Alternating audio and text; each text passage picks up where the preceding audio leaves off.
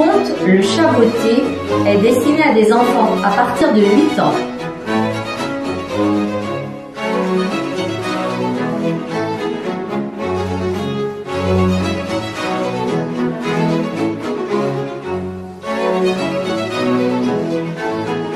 C'est l'histoire d'un chat, mais pas n'importe quel chat.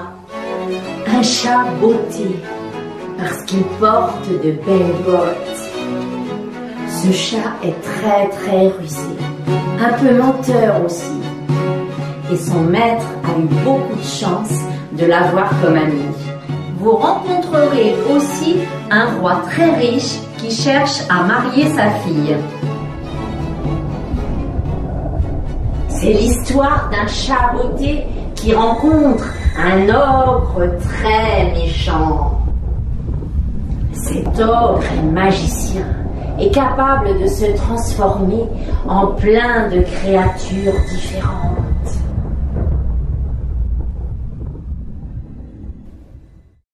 C'est l'histoire d'un chat botté qui rencontre un ogre très méchant et qui devient un seigneur très riche.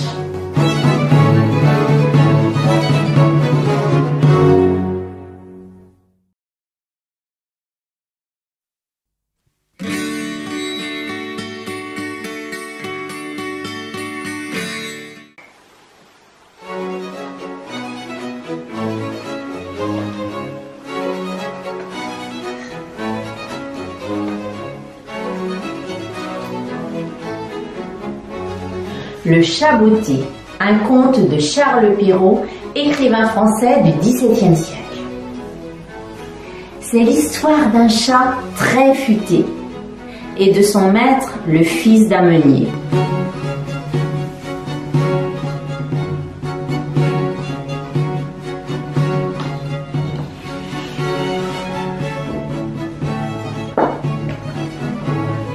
Cela s'est passé il y a bien longtemps. Un meunier, à sa mort, laissa à ses 3 fils un très modeste héritage. À l'aîné, la maison où il vivait, au second, le moulin où il travaillait. Quant au plus jeune, il ne lui laissa qu'un chat et ce conseil: soigne-le bien, il te sera très utile.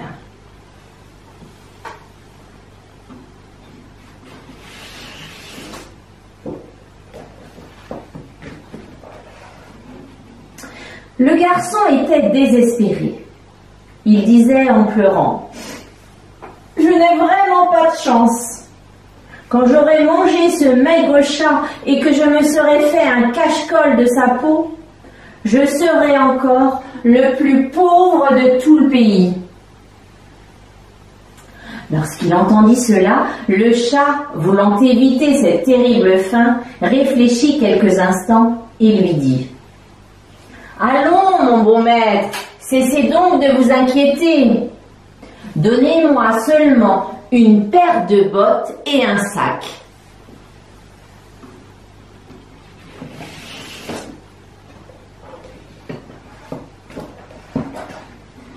Surpris, le jeune homme hésita quelques secondes.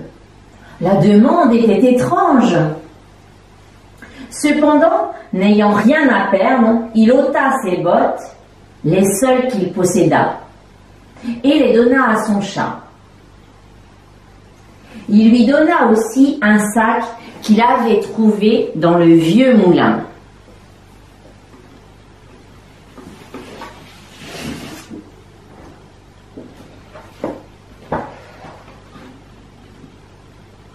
Le chat enfila les bottes et, coupant à travers champs, arriva devant un terrier de lapins qu'il connaissait bien. Ayant pris de belles pièces, il alla les offrir au roi de la part de son maître, le marquis de Carabas. Et il fit ainsi pendant encore 3 semaines.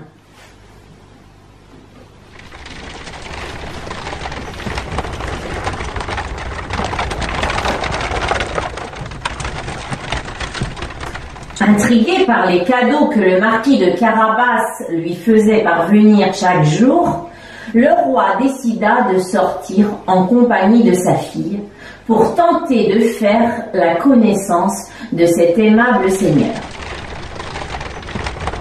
Le chat l'apprit. Il avait des yeux et des oreilles dans tout le royaume et il proposa un plan à son maître.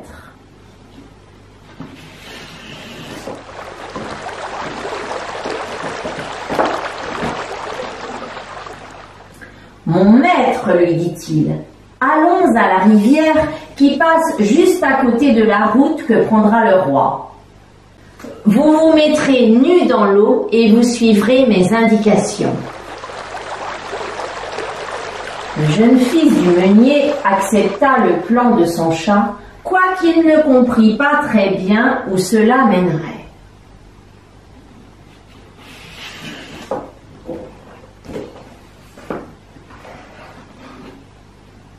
Au moment où le carrosse royal passait près de la rivière, le chat, ayant caché les vêtements parmi les petits arbres, se précipita au devant du cortège pour demander de l'aide. « Au secours !» criait-il. « Voilà mon maître, le marquis de Carabas, qui se noie !» Entendant cela, les seigneurs de la suite du roi, ainsi que ses valets, accoururent à son aide.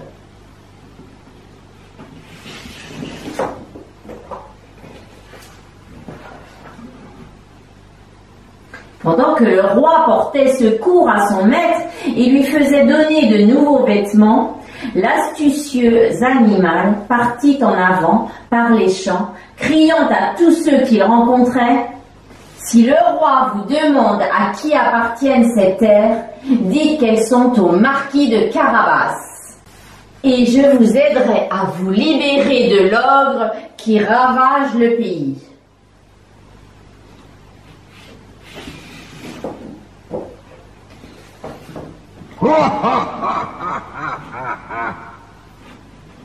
Non loin de là se trouvait le château de cet ogre. On disait qu'il avait le pouvoir de se changer en n'importe quel animal. Le chat se présenta à lui, le défiant de se transformer en un grand animal, comme par exemple un lion. Ravi et fier de montrer ses pouvoirs, l'ogre releva le défi et effectivement se changea en lion.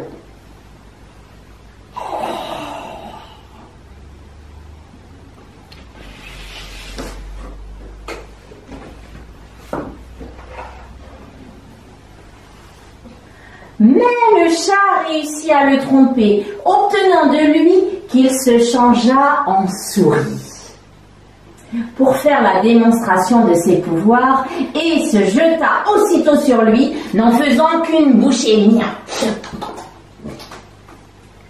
Le chat prit donc possession du château et des terres de l'ogre qui devinrent la propriété de son maître, le jeune meunier devenu marquis de Carabas.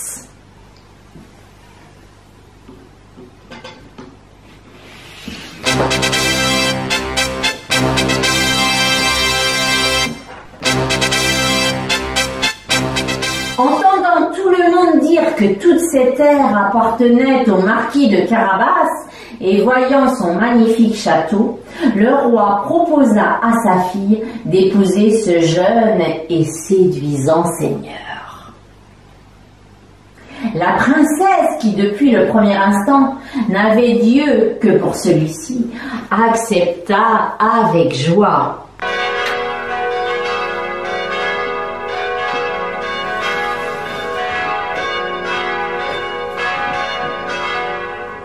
Et c'est ainsi qu'avec un peu d'astuce, un sac et une paire de bottes, le chat procura à son maître, fils d'un humble meunier, une épouse, une couronne et des terres. Quant à lui, Il cessa dès lors définitivement de travailler, ne chassant les souris que pour se distraire.